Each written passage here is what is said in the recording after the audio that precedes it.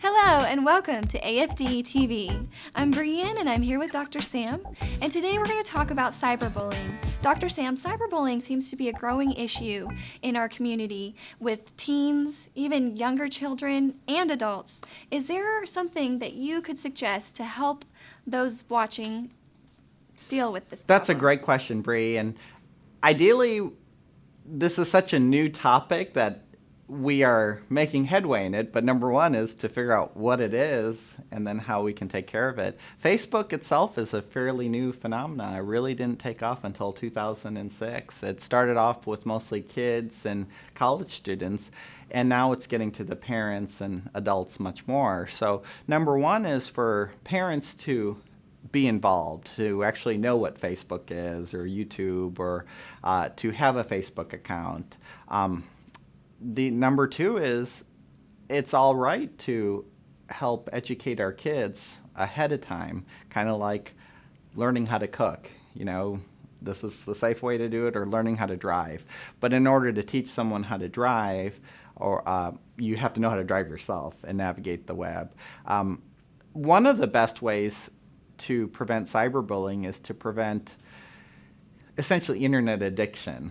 And yeah, there may be lots of games and even educational games and tools on the internet. However, there's also lots of things out there that's not connected to a tube or TV or electricity that is actually can be more fun, such as board games, for example, or playing outside. So number one is to show our kids that basically technology was developed to make our lives easier and to help us be more productive, whether it's for school or work. As a social network, it's fine, but we have to use it within reason.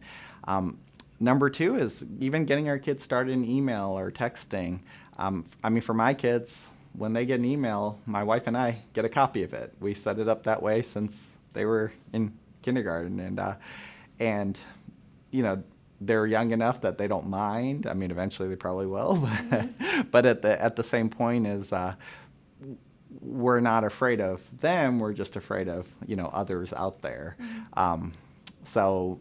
But you know, my kids and they really don't spend that much time on a computer, even though I like computers and that we work with computers and at school it's full of computers.